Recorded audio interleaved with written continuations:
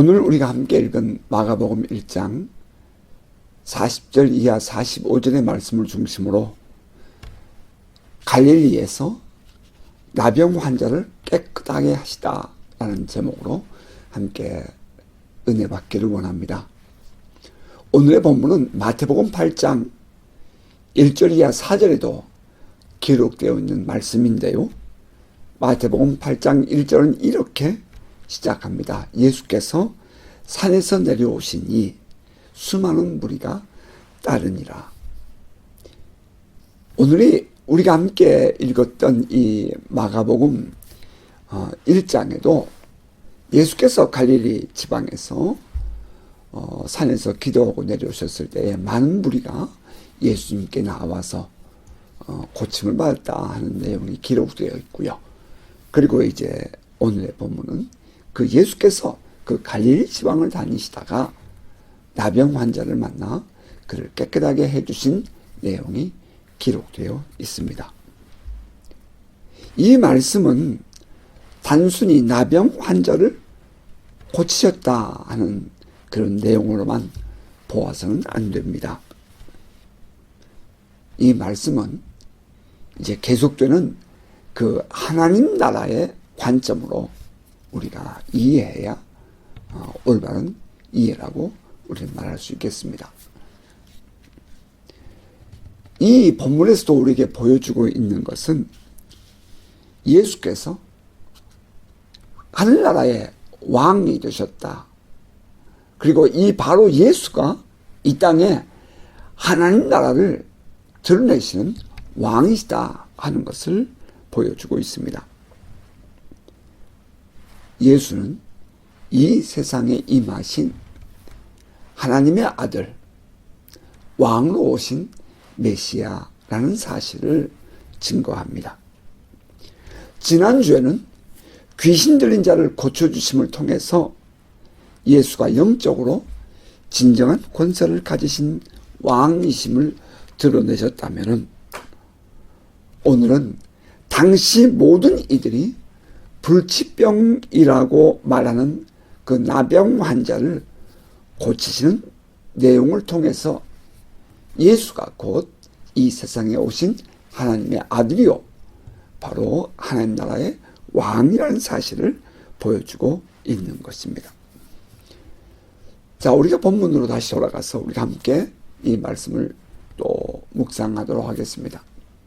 먼저 우리가 보게 되는 것은 나병 환자의 그 왕에 대한 고백입니다. 40절입니다. 한 나병 환자가 예수께 와서 꿇어 엎드려 간구하여 이르되 원하시면 저를 깨끗하게 하실 수 있나이다. 우리는 이 말씀 속에서 그 나병 환자의 변화된 가치관, 그의 신앙, 이러한 것을 볼 수 있습니다. 신앙인이 가져야 할 진정한 변화가 무엇입니까? 그것은 예수를 나의 왕으로 고백하는 것입니다. 자기의 권세를 그 예수께 위임하는 것입니다. 여러분, 나의 주인이 누구입니까? 우리 모두는 그렇게 생각할 수 있죠. 나의 주는 나이죠. 그러나 우리 신앙에 대해서 나의 주는 누구입니까? 나의 진정한 왕은 누구있죠? 우리는 그렇게 고백할 수 있어야 되죠. 예수가 나의 왕이십니다. 지금 이 나병 환자가 당신이 원하시면 나를 깨끗게 하실 수 있습니다 라는 그 말 속에서, 그의 고백 속에서 우리가 보게 되는 것은 이 나병 환자는 예수를 나의 왕으로, 나의 주인으로 고백하고 있다는 것입니다. 이것은 다시 말하면 나의 권위를 왕에게 양도하다, 혹은 맡기다, 혹은 드렸다 하는 것으로 우리는 이해할 수 있겠습니다. 당신이 원하시면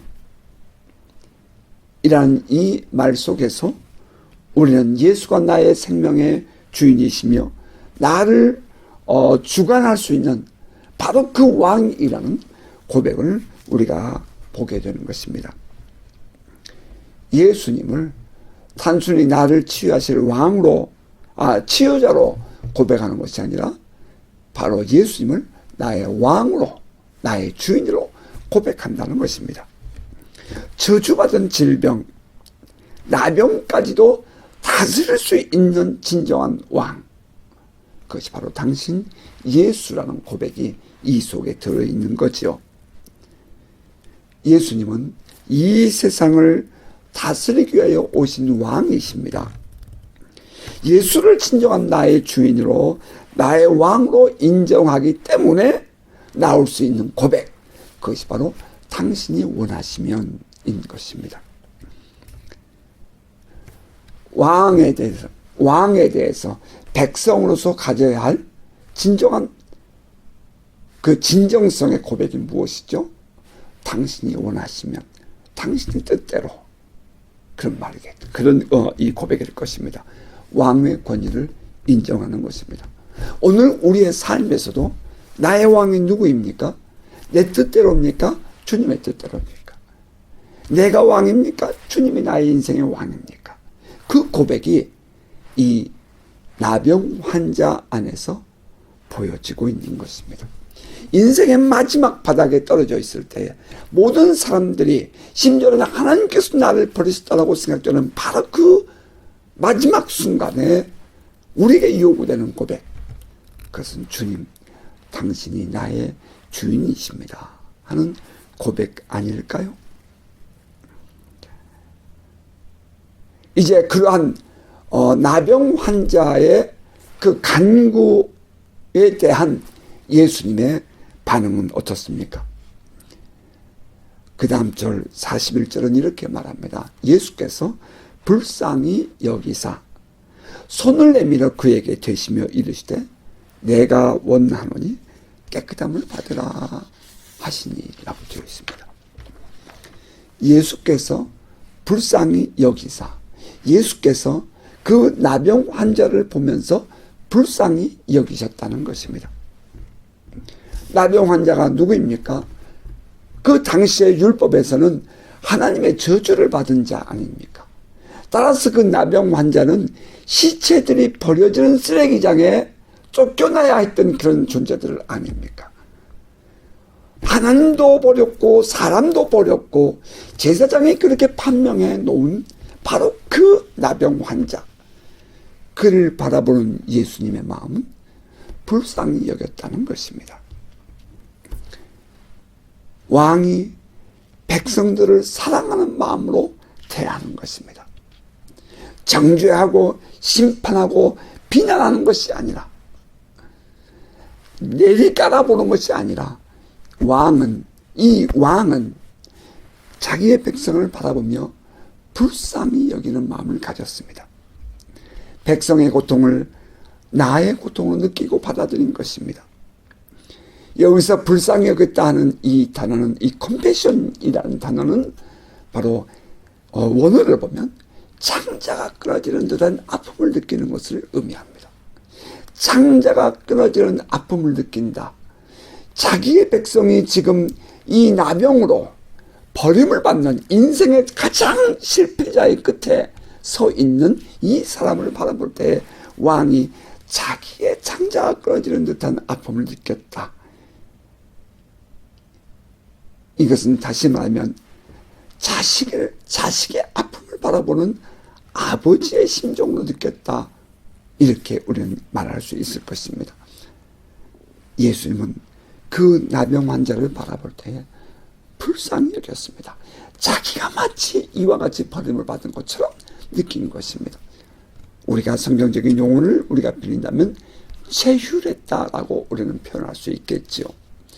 우리가 어떤 환자를 위해서 기도해줘야 한다면 바로 이와 같은 체휼의 마음입니다. 우리가 어떤 이 연약한 자를 위해서 기도해주고 그들을 돌봐줘야 한다고 생각한다면 바로 이와 같이 이 똑같은 아픔을 느끼면서 그들의 심정으로 우리가 기도해주고 그들을 돌봐줘야 한다 하는 것이 이 속에 들어있는 것입니다. 예수께서 손을 내밀어 그에게 대셨다라고 했어요.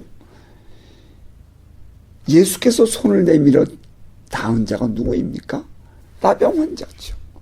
하나님께 버림받은 거죠. 사람들에게도 버림을 받았습니다. 시체가 놔둔 그런 쓰레기장을 돌아다니는 그런 환자인 것입니다. 그 버림받은 바로 그 사람에게 예수님이 손을 내밀었습니다. 그 내민 예수님의 손이 어떤 손입니까? 치유자의 손 아닙니까? 왕의 손입니다. 전능자의 손이고요, 창조자의 손인 것입니다. 아울러서 사랑이 담긴 손이었습니다. 그의 아픔을 공감하면서 내민 손이었던 것입니다. 절대자의 손이었습니다. 그 내민 손이 그에게 닿았습니다. 그리고 주께서 이렇게 말씀하십니다. 원하노니, 내가 원하노니 깨끗함을 받으라. I'm willing. Be clean. 깨끗해져라. 우리는 그 예수께서 하신 말씀, 내가 원하노니 깨끗함을 받으라 하는 그 말씀 속에 들어있는 권위와 권세를 보게 됩니다. 왕의 권위에 있는 그 주권적인 다스림이시오. 명령형입니다. Be clean. 깨끗해져라. 하나님 나라의 왕의 통치, 다시 말하면 서버레인, 다스림이죠. 레인, 통치하시는 것입니다. 바로 이 서버레인, 이 통치, 이 레인이 드러나는 바로 그것은 무엇으로 나타났죠? 바로 예수의 권위 있는 말씀으로 나타난 것입니다. 백성을 사랑하는 왕의 마음이 들어있지 않습니까? 내가 원한다. 내가 원한다. 너가 원해서가 아니라 내가 원한다. Be clean. 깨끗함을 받아라. 깨끗함을 받아야 할 자가 누구라 했죠? 나병에 묶여있는 백성인 것입니다.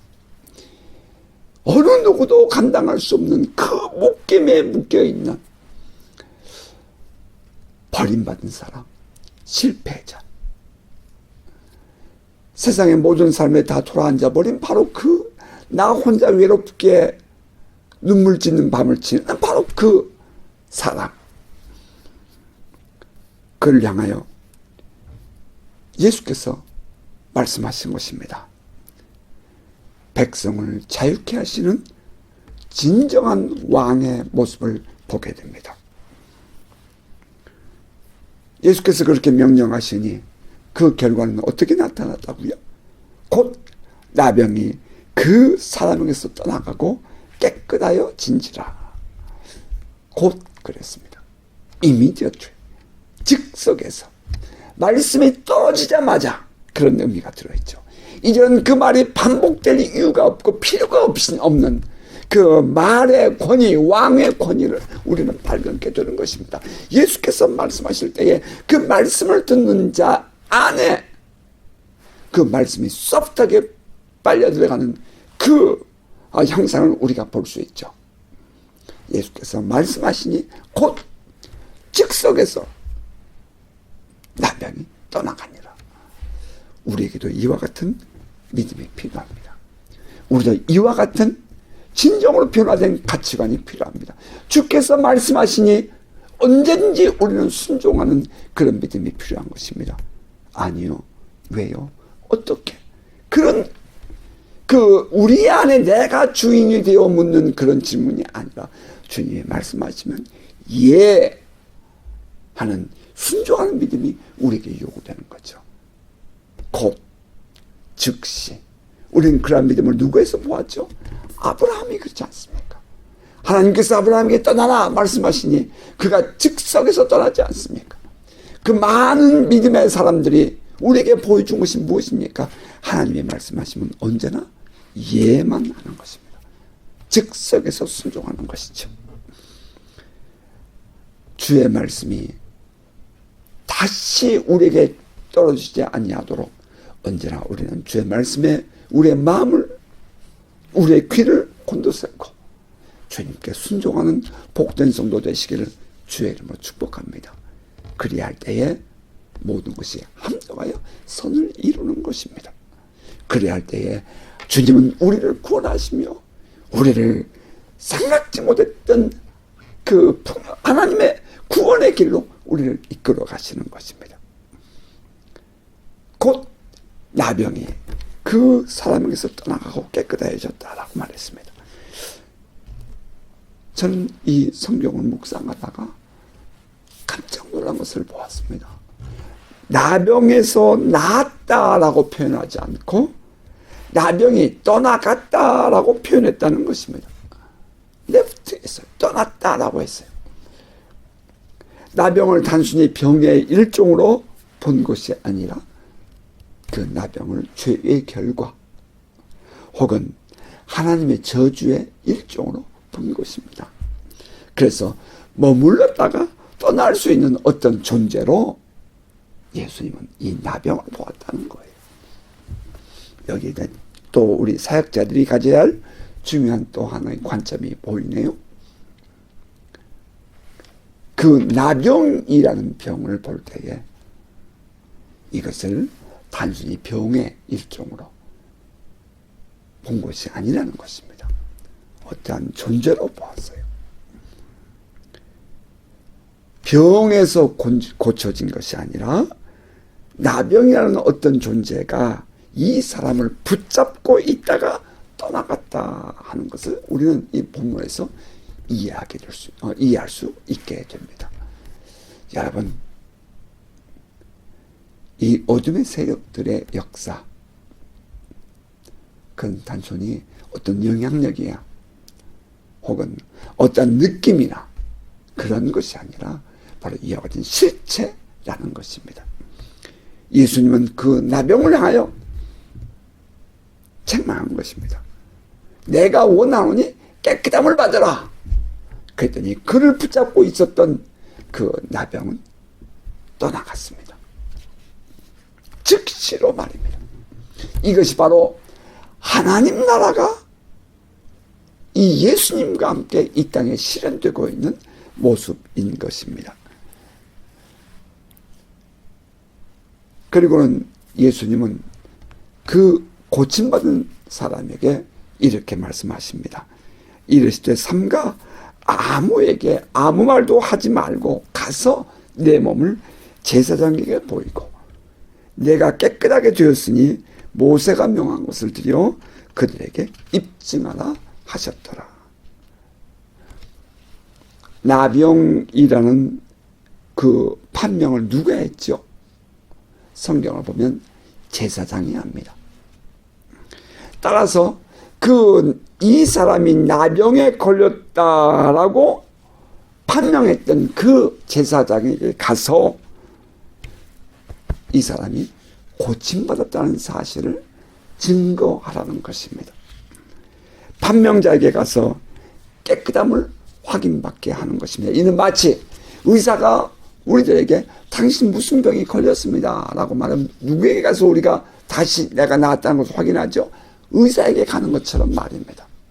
예수는 이 나병 환자, 고침받은 환자에게 너 지난날 그 제사장에게 판명받았듯이 이제는 돌아가서 제사장에게 확인을 받아라.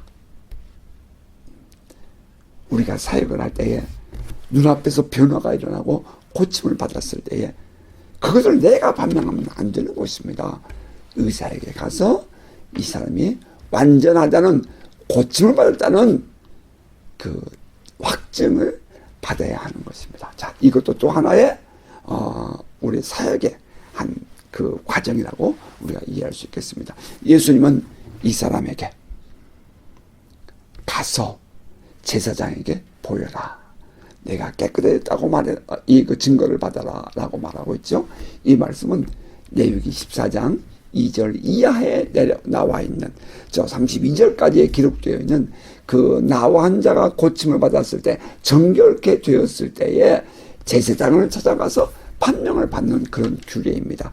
그러한 규례를 가서 행하여 너가 깨끗하다는 사실을 제사장에게 받아라. 여러분 왠지 아십니까? 나병 환자는 성 안에 무리 안에 들어올 수가 없어요. 따라서 이 사회 속에 건강하게 살아야 할 이 사람에게 필요한 것은 바로 제사장의 확정이었던 것입니다. 당시 사람들과 함께 살아가기 위해서는 제사장의 판명이 요구되었습니다. 따라서 예수께서 사용하신 단어가 무엇입니까? 입증하라 라고 한 것입니다. 너가 건강하다는 사실을 입증해라. 누구를 통해서? 제사장을 통해서. 그러고 예수는 이 사람들에게 아무 사람에게 말하지 마라. 그런데 이 사람이 나가서 이제 많은 사람들에게 막 이 얘기하게 되고, 그래서 예수님은 사람들 속에 들어가지 못하고 또 밖으로 있어야 되는 그런 어려운 상황을 겪기도 하죠. 자, 오늘의 본문 속에서 우리에게 요구되는 신앙은 무엇입니까? 가장 중요한 것은 예수를 진정한 나의 왕으로 인정해야 한다 하는 것입니다.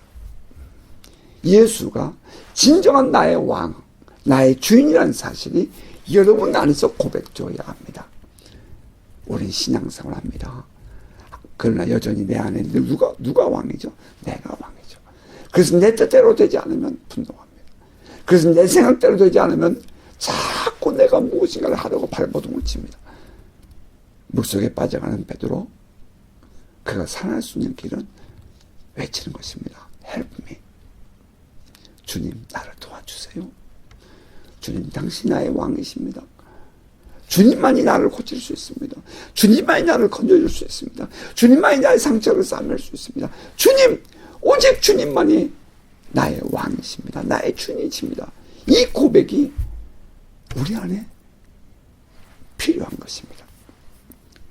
인생 나락에 떨어졌을 때, 실패했을 때, 도저히 길이 보이지 않는 상황에 빠졌을 때에 우리 안에 인정돼야 할 신앙은 내가 진정으로 예수가 진정으로 나를 구원하실 왕이라는 사실을 내 마음에 인정하고 입으로 시인하고 고백해야 하는 것입니다. 정말 우리가 어려운 시련을 만났을 때에 하나님이 나에게 요구하신 것이 무엇일까요? 그것은 하나님을 인정해 드리는 것입니다. 내가 나의 인생의 주인, 왕이 아니라 진정으로 주님, 당신이 나의 주님이며 나의 왕이십니다 하는 것을 고백하는 것입니다. 그리고 온전히 주님께 맡기는 것입니다. Commit to the Lord, whatever you do, you will succeed.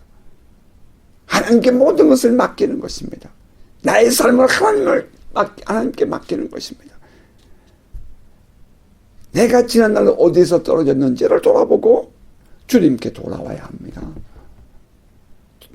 떠났던 당자가 둘째 아들이 다시 돌아와 아버지 품에 돌아왔을 때에 아버지가 그의 아들됨을 다시 회복하는 것처럼 우리는 돌아옴이 필요합니다. 사랑하는 성도 여러분, 주님을 인정하고 주님을 진정한 나의 왕으로 고백하는 삶, 그 삶을 살아낼 때에 비로소 우리의 고백이 진실이 되는 것입니다.